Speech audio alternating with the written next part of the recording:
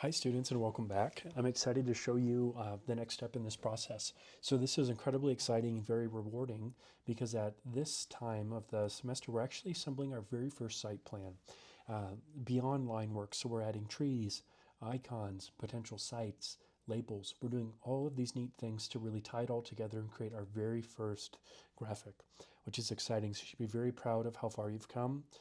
We're continuing to progress, and the next week we will actually switch to Photoshop and we'll work on a collage. So we're getting almost to the middle of the semester soon, which is great. But I wanted to show you the end product of this module. So this module has a few parts to it. The first few parts are preparation. I call part 1 and part 2, and you'll notice those in the module. Those are preparation in order to create this file. And I like to break that down because it makes things a bit more approachable for students. So I just wanted to go over this quick and show you. I will be walking you through every single step on how to execute this.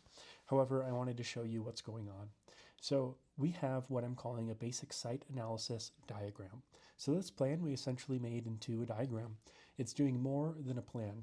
It's telling us information through symbols and icons. And these symbols and icons I downloaded and edited from the Noun project, and I'll show you how to do all of that. But we have 3 categories: people, built environment, and natural.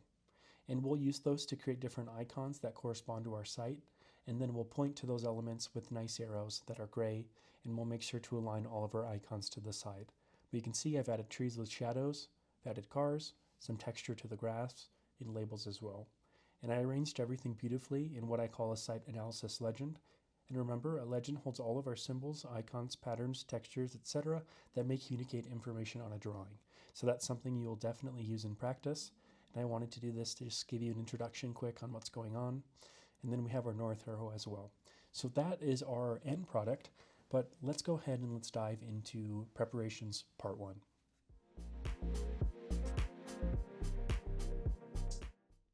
Hello and welcome back. This is part 1, and we'll be working on collecting icons that correspond to certain elements within our project. So you'll download this template I have right here off of Canvas, and you'll notice that we have 12 categories, and then there's 3 different buckets. There's people, built environment, and natural environment. And these will really serve as the backbone for your very first analysis. We'll continue to increase complexity and analysis of site as we move forward this semester, but this is our very first one, and let's keep it simple. The first thing we'll want to do is think about different icons we want for each portion. If you look back to my example, I chose icons that make sense and are intuitive. And if I were to zoom out, they appear to be legible still. So keep that in mind. We don't want icons that are overly busy, because if we zoom out, we'll start to lose detail and it will become blurry. Keep that in mind moving forward. That is super important. And here what we'll do is we'll import our symbols and we'll save them right here. And we don't need to embed because we're actually importing Illustrator files, which will be line work, aka vectors. And we've been working on vectors all semester in Illustrator, and vectors are mathematical equations and formulas that create planes, lines, and points. Okay, let's jump in and show you the Noun project where you can download your symbols. And one thing I want to mention before we get going is that I colored these using using a website called Adobe Color, and I'll show you how to do that later on. But first, let's go ahead and let's dive into finding these icons. So the first few that I'll use as an example is let's do wind, sun, and view. Let's use those 3. So you'll use a project website called thenounproject.com, and this website I've used in practice. And the thing I really enjoy about this is that you can either get a PNG or an SVG, and let me explain that real quick. So a PNG means that it has a transparent background, and we've been working with those all semester. An SVG is a little different. An SVG is made of vectors, and it stands for Scalable Vector Graphic. And SVGs melt flawlessly into Illustrator. So that's a great use. And so SVG files here are terrific. We will be using those. And so let's start off and try to find an icon related to wind. You'll want to make sure to log in and create an account. And please, please, please do not pay a dime for anything, okay? All of these are free. So let's look at our icons. I would definitely not choose this. Do you see how busy that is? That's quite chaotic. This may even be too busy. I would lean more towards this. So what I'll do here is I'll click into that, and I'll click Attribution Required. And here what they're saying is we must attribute the artist for this. Since we're in an academic setting and we're not making any money off of this, and this is simply practice and it will be for our personal use, we're going to not actually attribute in our file because there's no need. We're not presenting this to the public. This is simply our academic practice. And so I'll hit Get Icon here, and I want to make sure to download SVG. And just to reiterate, that SVG is comprised of vectors, and that PNG is comprised of pixels. So remember, vector versus raster, that is a huge topic we're exploring in the course this semester. So once we have wind, let's go and try just a different search term for wind. We could try windy. We can maybe even try cloud blowing. Okay, there's even, you can see that even looks really nice. And what I want you to consider moving forward is make sure all of your icons match. If you notice, this icon right here is filled in. Maybe only choose icons then that are filled in. Or if you go this route, choose icons that are filled in with white. I want you to be very strategic about this because things will start to look weird if we start to mix and match different styles of diagram. So do your best to make sure the style is cohesive and feels like one unified package. And so let's look up sun. And I'm actually going to use a few search terms here. I'll try sunny. Okay, I'm even getting a little bit more clarity here, some better suns. And I can even do, you know what, let's try sunshine. We'll see if that works. I have some beautiful sunshine going on here. Let's click this one. I like this one. As a reminder, we'll open this up. We'll hit Attribution Required, get this icon, and download SVG. And just a reminder, you can slow this video down at any time on YouTube using the speed feature. You can put me at half speed, 1.25 speed, or if you're really feeling it, double speed, and hear me talk like I'm incredibly caffeinated. But that is up to you. And our last one, we have view. So let me try that. And one thing I want to know, or I want to share with you, is that this is multilingual. So if you speak a different language, you're more than welcome to try to input that and see if you get anything. But you know what? I'm actually going to use this as my view because I have nice mountains on site and I don't mind this. Let's actually do this one. This example I'm using, you will not be doing this example. This is just one I made of a little plaza at our community college here on the Taylorsville campus. So please do not render or add any shadows or anything to that site plan. That is simply just there for practice to use for demonstration purposes. So once I have everything, what I want to do is I want to arrange that within my library. So I have my library here, and the first thing I'll do is I'll open my downloads folder. Okay, and I will drag and drop one at a time, and it may open it into a new file, which is fine. And one thing I want to show you is that it says created by Andres Kerma. What we'll do is we'll simply delete that. Again, we are only using this for academic purposes, so we do not need to give credit because it's not being published. It's just staying within Canvas and it's being used for us. If you want, you can give credit within the comment box on your submission. However, it's not really needed at this point. If we were to present this formally, we definitely would make sure we'd want to give credit to that individual. But for our intents and purposes here with practice, we can simply ignore that for now. And I simply copy and paste into here. Let me move that down. I want to make sure that it's on the layer called Your Icons to the right. So I move this down, okay, and we'll do sunny. And remember, I hold Shift to maintain proportion in this program. Beautiful. And I'll do the next one as well. Okay, and I'll speed through this portion.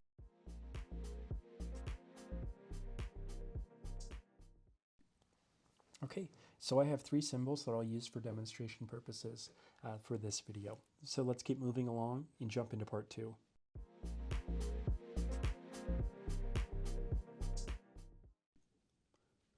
All right, welcome back. Here's part 2. So you'll notice here I finished my symbol legend completely. And what I'd like to show you is that I lined everything up nice and neat by hitting Control R on my keyboard, or if you're a Mac user, Command R. And then I simply drag right here, click and drag, and I can pull a guideline here. These guidelines will not print, and you can simply delete them if you wish. But I use them here to line everything up so they feel in scale. That will be required for this project.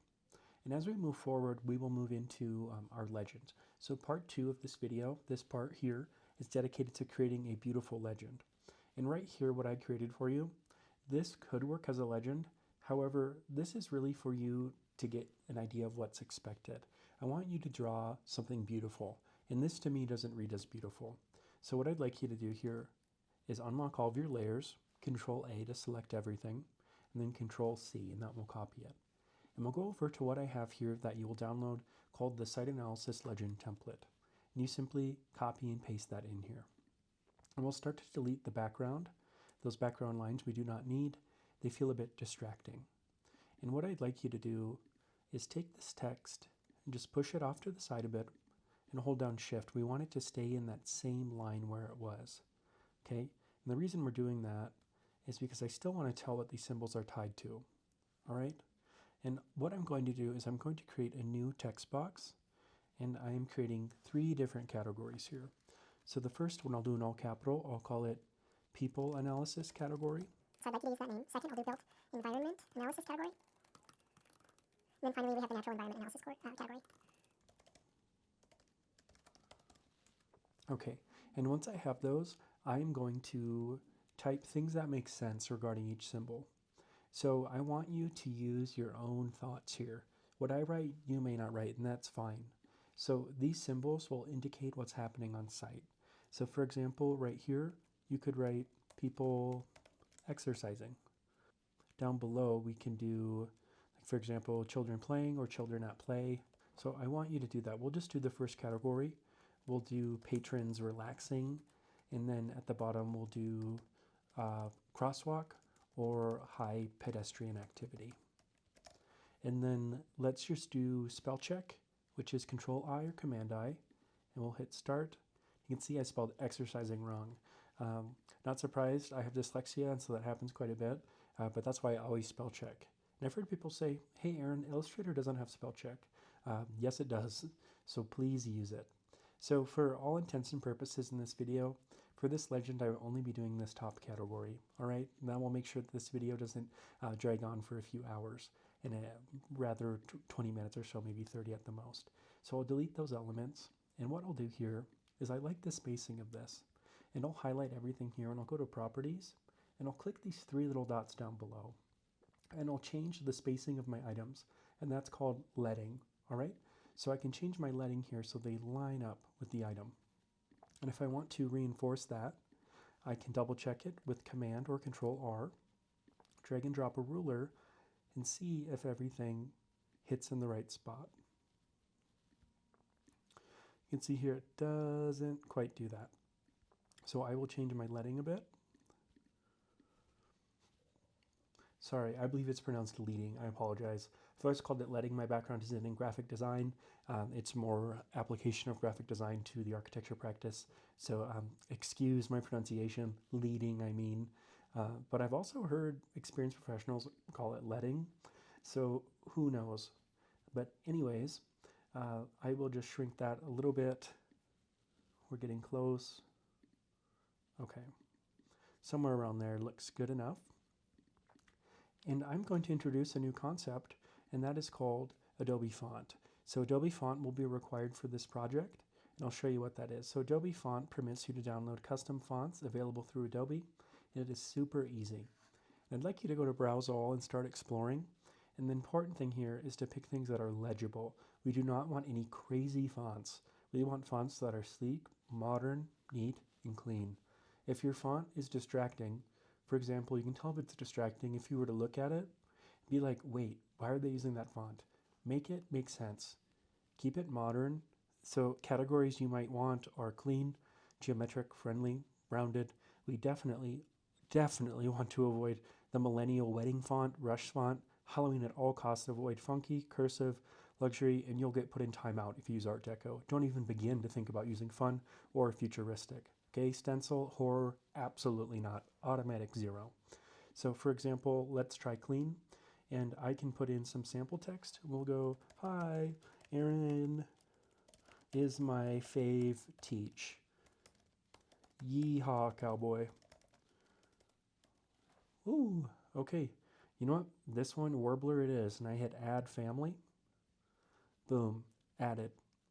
And what you'll see here, if I open up Illustrator, I hit Control A to select everything. I can open up a warbler. Okay, I can go to warbler, and there is a warbler. Beautiful. I think that looks pretty good, and I might bold this top category. You know what? I'm actually going to go for a sans serif, which means that it doesn't have any like feet on it. You can see how it bows out like that. Let's try a Bahan script. Okay, so I will highlight everything there. There it is. Beautiful. I feel a little more comfortable with that one.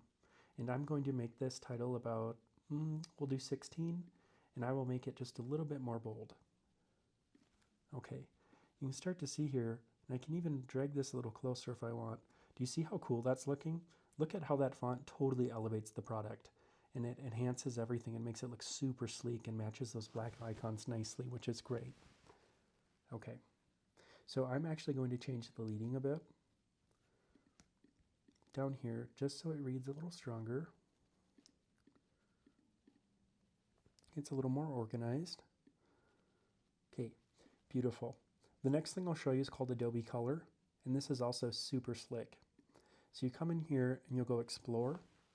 You type in any word you'd like. I'm going to type in moody. Okay, and I want something, you know what, this looks great. And I will hit Add to Library. So let that marinate and think for a minute. Then you'll go to your libraries up here. Just give that a second to load. And once that loads, I can start to dig into my library and download that color palette, which is super neat. Okay, so it takes a second, so be patient. But you can see Moody's right here. So I can just start using that, just how it is. And for each category, I'll show you here, we'll need a different color scheme. Okay, but use the same colors within the same scheme that you downloaded, all right? We just want a little bit of variety to practice using colors and get visual interest. And take time picking this because you will want to pick a color palette you want to use on the whole project. That's right, you are locked into this color palette, so you must stick with it, okay?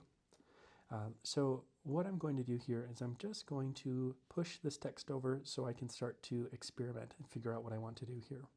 So let's just select everything and let's change the fill in Moody. You know what? I really like that black. And what I'd like you to do is you will apply a background, and your background could be a simple circle.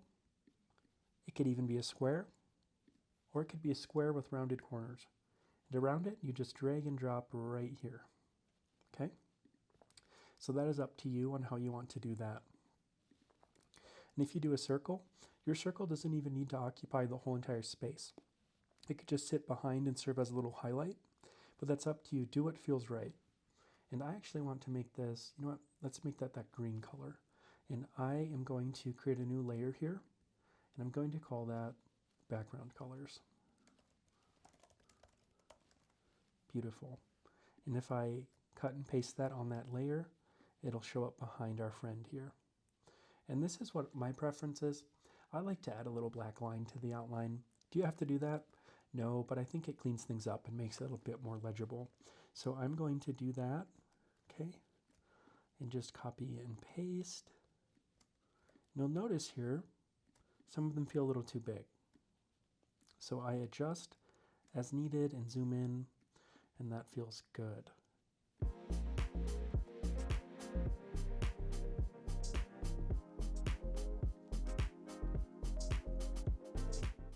Okay, that looks good. And then this one is a little big, so I'm going to shrink that. Okay, and then you would continue to use your color palette down below and alter as needed. But one thing I want to show you here is you can group each item, Control G, or if you're on a Mac, Command G, and I can start to equally space them. See here, that looks a little better. And that looks beautiful. And the next category we'll pretend is different, okay? I'm just doing this for the demo, and then I would use different colors here. So I maybe want to change my background, and to do that, I'll just click on all my background elements, and I will go into my libraries, and I'll pick the same color palette. Let's change that to blue, and then I'll come back, and I'll change my icons. Let's use that white color. So do you see how I did that? Super easy, super simple. And this is how you'll do your legend. So you'll do all three categories. When you do it, you want it to look something just like this, okay? with a nice title and everything aligns beautifully. One thing I do not want you to do is please do not use this. Do not use the lines. This is just for you to organize your ideas and thoughts. Okay? All right. So let's go ahead and boogie to part 3.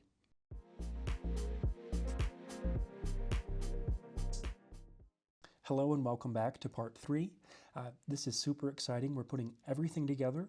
A few things, so this will be challenging, so please make sure to start ahead of time. And the biggest thing you'll want to remember here is that you will have to use layers. And how you use layers is entirely up to you. I want you to keep it organized. How I have my layers organized doesn't necessarily mean that's how you'll do it. When we have smaller projects like that legend I just showed you, it's super easy to dictate what layers I want you to put things on. However, this is really for you to organize as you see fit. Make sure to read that rubric because I have things that are required that I may not include in this video that are super basic. So I want you to review that to ensure you're getting as many points as possible. So let me show you how I incorporated all of my elements. I simply copy and pasted from this file here my site analysis. Okay, and so you can see here, I just copy and pasted it just like I submitted it in part 2 of the preparation portion. And then here I have my old line work. And so this is from the line work only assignment. You can see I've already added color. What I'd like you to do for this assignment is I would like you to open up your old line work file that you submitted. Okay, it should be something called Illustrator line work only, site plan, something similar to that. So open that, save a new copy, and call it Basic Site Plan Analysis. And then here we can go ahead and start to add our site analysis legend. And I'd also like you to open up your Illustrator library, or I'm also calling it a diagram library, and import trees. So import at least 3 different kinds of trees, fill in your buildings, and include a few cars. We don't want to include cars in every single parking space. We do not want this to look like we are at the Maverick Center and there's a concert going on. Okay, no, we can just be tasteful and include a few cars. And then in addition, we'll want to include text that give us different labels. And for text size for labels, it's really up to you on what you prefer on text size. However, I will say that size 11 or 12 works great. And then here, size 12 works great for the little words. And then here you can do size 16 or 18. And you may think that looks small, but once it prints out, it's actually not quite bad. So keep that in mind moving forward. But I'm going to show you, just walk you through this really quickly. So for the PNGs, all I did here is I just simply drug and drop them from my Illustrator library. And remember, you'll have to embed these images. And to embed those, we went up to Window, Link, and then we clicked on the item and we hit embed. Okay, I already embedded, so it says unembed. And then I added a drop shadow on these trees, and let me show you that quickly on how to do that.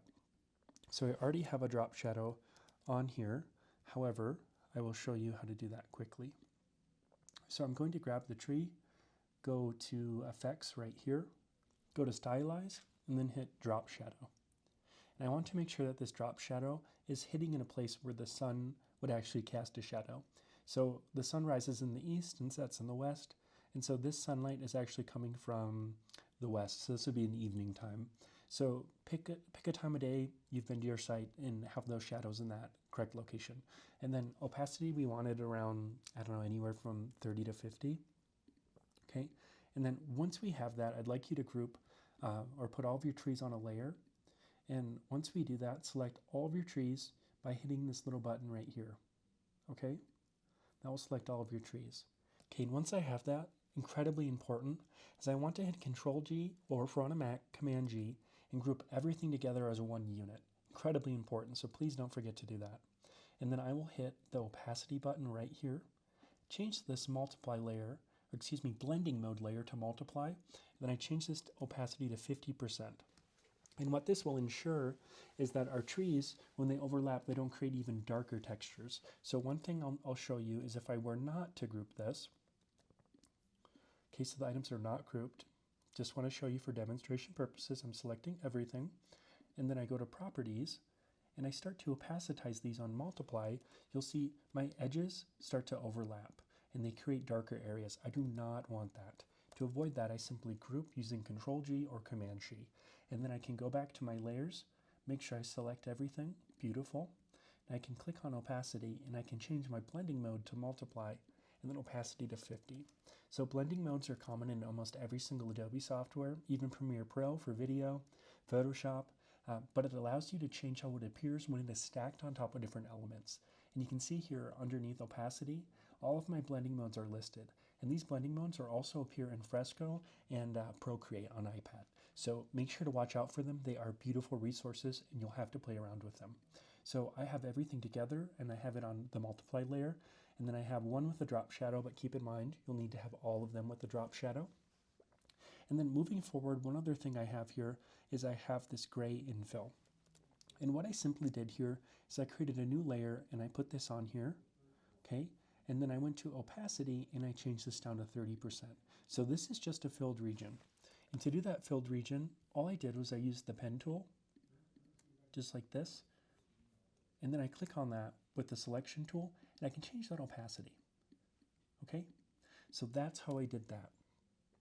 And then with the grass, what I do to color that is I make sure all of my layers are unlocked. So this is super important, so please listen closely. So all of my layers are unlocked here. And what I'm going to do is I'm going to select all of my line work. So what I want to do first is I want to lock anything that is not line work, okay? So I'm going to lock everything that is not line work. So I have thin lines, medium lines, thick lines, thin lines, beautiful. And I will select all of that. And I will hit K on my keyboard. And I want to double click right here and select a very light green, okay? And hit K on my keyboard to start infilling. You can see here, I have a black color. I'm just making it very evident what I'm doing. But this is something that you can do with the live paint tool, which is super neat. So I'm just going in here and I pushed K on my keyboard. But before you push K, you need to make sure everything that you want to infill is selected. And if I go back to properties, I can also click on effects and I can add a texture.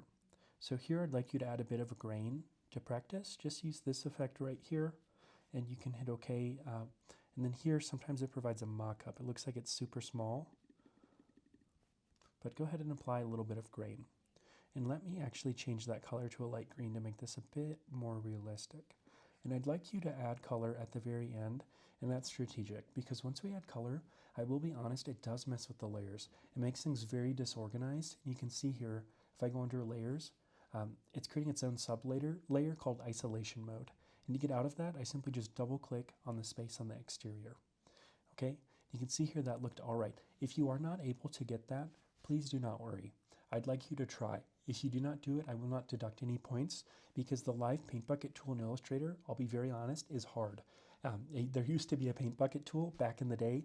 I'm dating myself, making myself look ancient, but it is now a live paint bucket tool. And a few things I want you to remember is, again, you need to select all of that line work first, lock anything that is not a line, and then hit K on your keyboard to start dropping things in. Okay? And then let's go ahead and wrap things up and talk about our arrows. So I have arrows here. And to draw those arrows, I simply used my pen tool and I drew a line. And then I went to properties and I changed it to a gray color. And then I double click on stroke, click once. And then at arrowheads, I'll change that to an arrow of my choosing. I prefer arrow 12. It's what I've always used. It looks beautiful to me. The other ones feel a little clunky. And then I'll change my scale to 200 on the end. And then I can rotate as needed. Beautiful. And then for my labels, I'm just using a size 12 text, size 10 font, size 10 text, So go ahead and label any key features. You should be labeling things that are essential to your site, things that will influence your pavilion design. For example, it's important to label any buildings on site. If there's a parking lot, if there's a major road, bus stop, etc. And then also make sure to include a north arrow. And I simply downloaded that from the Noun project and imported it as an SVG. And then don't forget, you'll also need to add a portion for possible pavilion sites, 1, 2, 3, and 4, and number those. And then just start to indicate where that might be. Okay, if you have any questions, let me know. I realize this is a lot of information. Please, please, please be easy on yourself. Know that this is a process. We are learning. Be kind to yourself. If you submit on time and you would like to resubmit later to improve your score, you're more than welcome to. So please do not be hard on yourself. A few things I forgot to mention is that these trees I actually ended up opacitizing a bit, and I would recommend doing that, otherwise they become very harsh. If you look here, they jump way too much off the page and they just scream and they're way too bold. Honestly, a little scary. And then what I also want to mention is that my circle trees, I hid those. We no longer need those. Uh, so if we have real trees, so make sure to include the real trees. If you have any questions, go ahead and reach out, and I will see you in the next one. Thanks.